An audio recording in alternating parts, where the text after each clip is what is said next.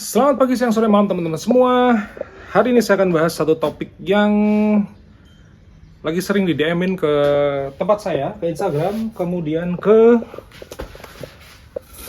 Facebook juga sempat ada yang, saya padahal jarang banget buka Facebook ya. Terus kemudian ada yang komen di YouTube. Jadi intinya, fotonya itu sudah approve, tapi nggak ada di portofolio, hilang di data licensing juga nggak ada. Kemudian data marketplace ini apa? Saya akan coba jelasin kepada teman-teman semua, karena sebenarnya mungkin 2-3 tahun yang lalu pernah saya bahas, tapi ya namanya juga 2-3 tahun yang lalu ya, mungkin teman-teman juga belum pernah subscribe channel ini. Baru sekarang saya akan bahas kenapa foto-foto tersebut disappear, menghilang dan lain sebagainya, kemana barang-barang tersebut antah berantah itu. Jadi teman-teman stay tune.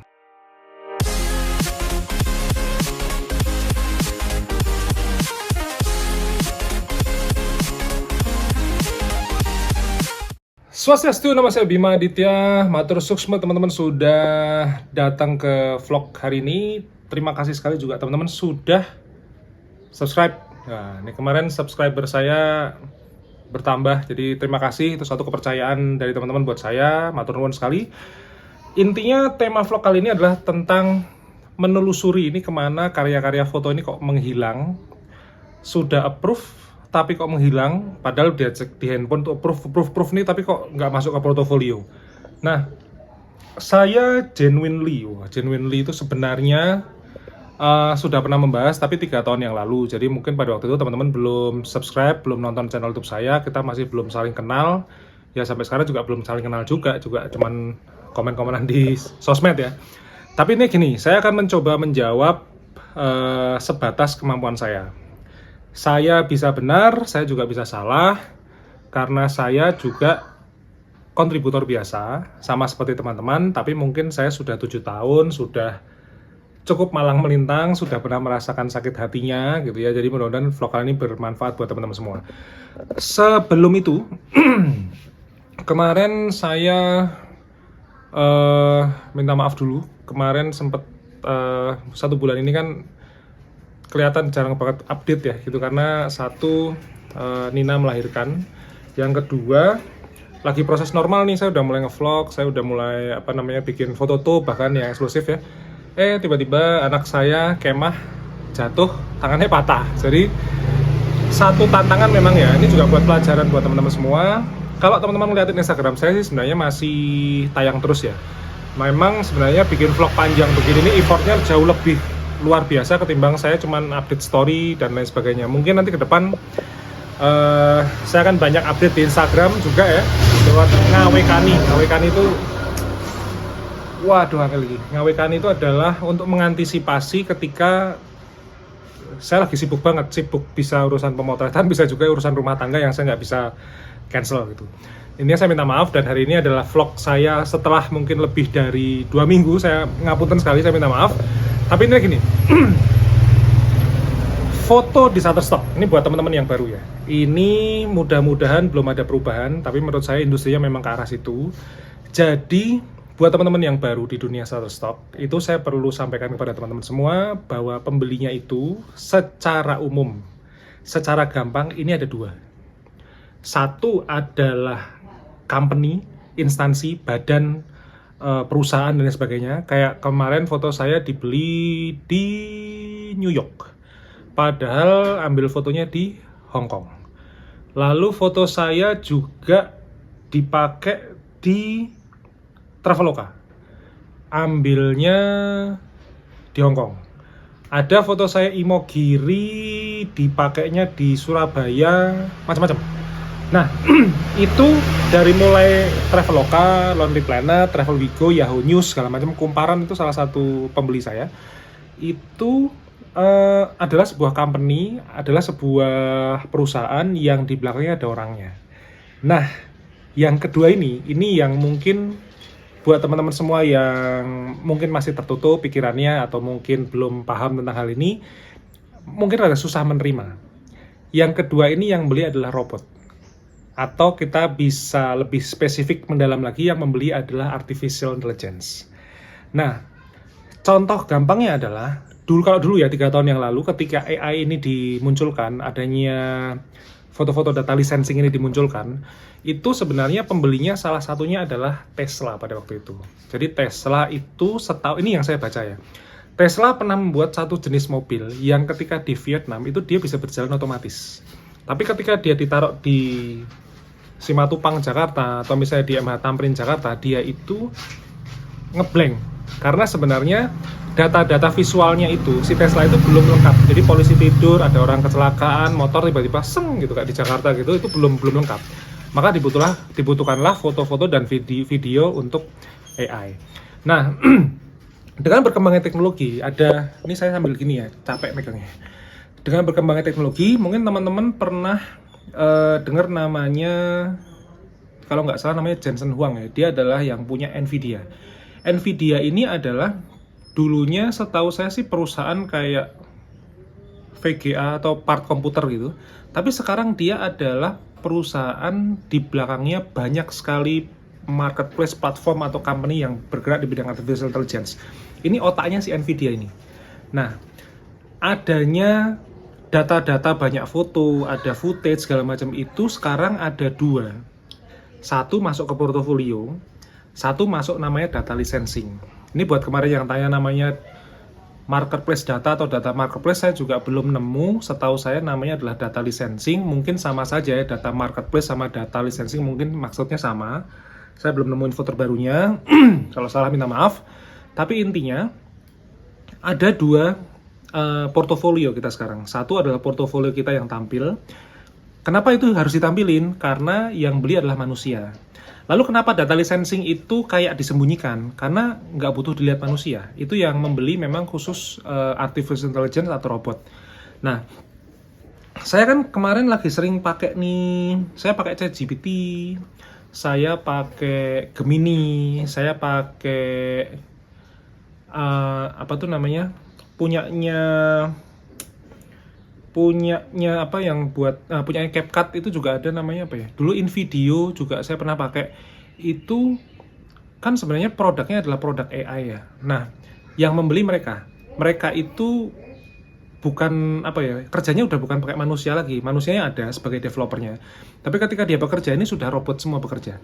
Makanya kalau teman-teman sudah pakai ChatGPT atau Gemini kan, teman-teman kalau diskusi itu kayak diskusi sama Jarvis di film Iron Man dulu. Halo Jarvis, good morning. Is there any news tentang siapa misalnya musuhnya, itu kan Jarvisnya udah ngomong sendiri kan. Nah, sekarang itu prosesnya seperti itu. Nanti ke depan ini siap-siap ada artificial intelligence yang bersifat namanya humanoid. Jadi udah manusia beneran, kita ngajak ngobrol, dipegang mungkin bentuknya kayak manusia. Ini AI sebenarnya. Ke depan ke arah situ. Nah, dalam prinsip bisnis itu kan yang namanya kita sebagai penyedia karya itu kan harus menyediakan market kan. Nah, market itu butuhnya apa? Kalau marketnya adalah company atau instansi, maka ditampilinlah portofolio. Tapi kalau marketnya adalah artificial intelligence, dia aja nyarinya bukan di portofolionya kita, dia itu nyarinya bisa random karena seluruh dunia, namanya juga AI. Jadi dia nggak butuh ditampil-tampilin gitu, nggak butuh, dia bisa cari sendiri gitu. Itulah hebatnya si Shutterstock ini. Apakah sekarang kita bisa jualan foto AI? Saya belum ngetes ya kalau Shutterstock, tapi setahu saya Adobe Stock sudah bisa. Jadi monggo yang pada suka berkarya dengan AI mulai jualan di Adobe Stock, silahkan. Teman-teman juga nggak perlu harus kompor-komporin saya harus jualan. Saya tuh belum dalam taraf yang sampai financial freedom, tapi saya kepengen jualan itu sesuka hati saya. Bukan berarti saya sembarangan, cuman artinya saya sukanya tuh satu platform ya sudah. Misalnya gini, kalau teman-teman main ke Jogja, teman-teman masuk ke villa saya, itu saya 12 tahun pakai Airbnb. Baru mungkin 4 tahun, 5 tahun belakangan saya pakai booking.com. Jadi saya tuh suruh pindah platform itu, jangankan di fotografi ya, di bisnis lain aja saya susah banget. Saya tuh orang konvensional. Kalau sudah suka, ya suka. Saya pernah pakai berbagai macam kamera, Sony, Nikon, Fujifilm, dan lain sebagainya. Ketika saya pakai kamera, itu saya cuma ditanyain, Bim kenapa kok pakai Canon terus sih, nggak bosan-bosan, bukannya ini bagus, ini bagus. Saya cuma jawab gini, males pindah sistem aja, saya bilang gitu. Jadi apa adanya Canon saya terima, jelek buruknya Canon saya terima, udah saya pakai aja. Jadi saya nggak ada masalah dengan platform Shutterstock, mau Adobe Stock, ini duitnya lebih banyak loh. mau kejar duit sampai seberapa banyak sih? Terus emangnya kalau punya duit itu terus bisa ngapain aja gitu ya? Memang saya tahu punya duit lebih banyak juga bisa, cuman kan di bisnis itu yang saya tampilkan pada teman-teman sekarang ini kan ya memang saya fotografer ya, bisnis fotografinya, tapi kan teman-teman nggak perlu harus tahu semua bisnis saya gitu. Jadi itu faktornya faktor safety, dan mau ngapain, mau flexing juga saya dalam taraf orang yang terserah, mau dihormati monggo, nggak juga nggak apa-apa. Monggo kerso aja lah, kalau monggo kerso tuh sebodoh teing lah, jadi terserah lah teman-teman mau kayak apa. Jadi maka saya sudah nyaman di Shutterstock. Nah, Shutterstock itu kok sampai sekarang ketoknya loh, ini ketoknya ya, ketoknya kok belum ramah untuk jualan AI. Mungkin saya salah bisa juga ya, tapi Adobe Stock sudah sih. Jadi monggo yang kepengen jualan foto-foto AI silahkan. Kemarin juga ada yang posting, bagus lah. Saya juga sampai kadang-kadang merasa bersalah ketika di tag di Instagram itu, terima kasih Mas Bima, saya dapat dari Adobe Stock gitu, ini inspirasinya. Satu, saya matur nuwun, saya disebut ya dalam sejarah perjuangan teman-teman. Tapi yang kedua tuh saya sebenarnya nggak pernah jualan di Adobe Stock. Jadi intinya saya terima kasih teman-teman menghargai, tapi khusus untuk Adobe Stock ini murni 100% pekerjaan teman-teman sendiri, kerja keras teman-teman sendiri, jatuh bangunnya teman-teman sendiri, mentalnya sangat kuat, karena bahkan teman-teman jauh lebih hebat daripada saya masuk di Adobe Stock dan saya tidak sampai sekarang. Sekarang cara ngeceknya bagaimana? Nah, gampangannya gini, nanti saya tunjukin langsung ke iPad saya. Jadi kalau teman-teman ngecek approve not approve itu jangan cuman pakai handphone, tapi teman-teman juga sudah mulai harus buka pakai dashboard. Dashboard itu teman-teman harus masuk ke browser submit.shutterstock.com, kemudian login, username, password segala macam. Nanti teman-teman masuk ke kayak halaman rumahnya teman-teman, di situ bisa ngecek semuanya. Nah, kalau setahu saya kalau yang namanya pakai handphone itu tidak lengkap. Bahkan data-datanya nggak lengkap, data demografi pembelinya dari negara mana juga nggak lengkap. Tapi kalau misalnya teman-teman pakai dashboard, ini kelihatan semua. Oh, ini Norwegia, ini Swedia, ini Jakarta, ini Banten, Tangerang, Bali, Denpasar, segala macam, itu semuanya kelihatan. Jadi sekalipun rada harus berusaha lebih keras, tapi teman-teman coba bukain dashboard. Hati-hati, karena kebanyakan orang dimanjakan dengan platform apps ya, sehingga lupa username sama passwordnya, lupa. Jadi karena nggak pernah buka dashboard, ini bisa terjadi. Nah, habis ini kameranya saya balik, nanti teman-teman akan saya liatin sebenarnya posisinya di mana itu portofolio dan si data licensing itu di mana. Oke, ini adalah dashboard saya. Nah, ini saya dapat duit nih, $26 nih. Harusnya masuk threshold bulan ini, cair minggu depan, bulan depan. Ini punya saya ya. Jadi foto saya tuh semuanya sama ini. Nah, di sini ada, kalau dashboard ini kelihatan nih, image-nya ada berapa yang belum saya submit, pendingnya berapa, recently-nya berapa, kemudian kalau video vlog. Nah, ini saya punya 553 footage ya. Ini kelihatan semua, latest download-nya juga kelihatan. Nah, ini namanya dashboard. Kelihatan semua nih, peta-peta dunianya gini kelihatan. Ini mana coba misalnya itu gini. Oh, gini nih. Oh, nggak kelihatan ya. Ya pokoknya biasanya kelihatan sih, kesebut gitu loh angkanya tuh. Ini kelihatan, ini dari Australia, ini Jepang harusnya ya. Ini dari Filipina, segala macam semuanya kelihatan. Nah, ini ngeceknya gini caranya. Ini kan ada portofolio nih, ini diklik. Nah, portofolio, nah masuknya ke sini. Namanya ada data katalog. Klik. Nah, yang logonya biru ini namanya adalah data licensing. Jadi kemarin foto-foto saya di keraton, ini keraton juga, ini lambang hobo keraton segala macem. Ini saya masak rendang telur semuanya. Ini intinya ini data licensing semua. Kemudian nih saya kemarin ke Taman Sari juga ada data licensing, ini yang di Singapura juga sama, ini di Korea juga sama. Foto muka saya aja masuknya data licensing, rokok segala macam data licensing. Nah, kalau video juga ada. Saya di sini punya data licensing 428 foto, videonya data licensingnya ada 14. Nah, waduh, oh ini kemarin juga, ini jadi saya kemarin bikin sequel.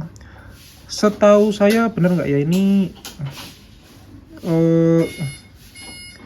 intinya video ini ada yang portrait, ada yang landscape. Nah, yang portrait kemarin sudah laku $1. Ini masuknya data licensing nih. Nih mie ayam segala macam. Ini waktu itu di Gunung Perahu atau Merbabu saya lupa ya. Ini masuk data licensing. Nah, teman-teman ngeceknya di sini. Sekali lagi ini masuknya portofolio. Ini data katalog. Ini dicek di sini. Nah, kalau namanya katalog manager ini apa ya? Mahal lali dewe aku. Oke. Ini kelihatan sih, ini foto-foto saya yang bestseller nih. Ini bestseller nih. Ini sering laku nih. Nah, ini nih yang ini di Mogiri. Ini mungkin simbahnya ini sampai sudah meninggal, fotonya masih menghasilkan uang buat saya. Nah, ini kaos kaki bolong ini. Ini masuknya ke portofolio. Ini jangan dipandang remeh lo ya. Ini rezeki ya. Kalau rezeki itu pokoknya berapapun disyukuri. Ini foto kaos kaki bolong ini sampai saya sudah bisa membeli kaos kaki lagi dari si foto ini.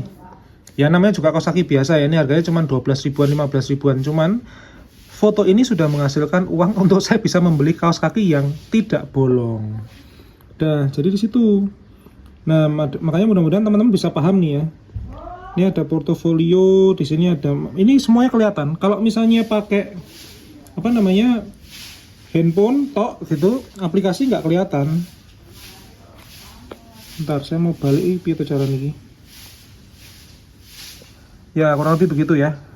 Jadi mudah-mudahan teman-teman sekarang sudah mulai paham bahwa kenapa kalau misalnya fotonya kok udah approve tapi kok nggak muncul di portofolio, karena bisa jadi kemungkinannya teman-teman fotonya masuk ke data licensing. Itu tujuannya adalah untuk market AI. Cara dapat duitnya gimana? Sekarang gini, yang namanya AI itu kan masih awal nih, industrinya masih awal. Sekarang ini teknologi itu belum bisa men-tracking foto kita itu sebenarnya yang terjual yang mana. Maka yang namanya Shutterstock itu punya namanya contributor fund, atau nama duitnya apa ya? Sebentar. Earning summary. Nama duitnya adalah contributor fund itu tadi.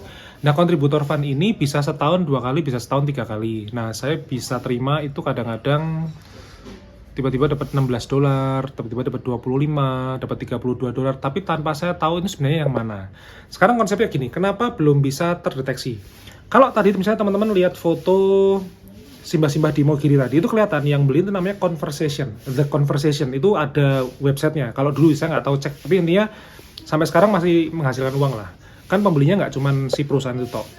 Nah, kalau yang namanya artificial intelligence itu kan kalau teman-teman kita mainan di AI itu kan selalu bilang gini. Misalnya saya mau bikin foto nih tentang, kemarin saya bikin cafe gitu di Gemini. Ininya buatkan sebuah cafe tropical, bahannya materialnya dinding warna putih, kayu, bambu dan sebagainya. Ada barista, ada orang duduk-duduk. Nah, tolong bikinkan ya. Klik. Terus dia akan bilang, "Oke, I will make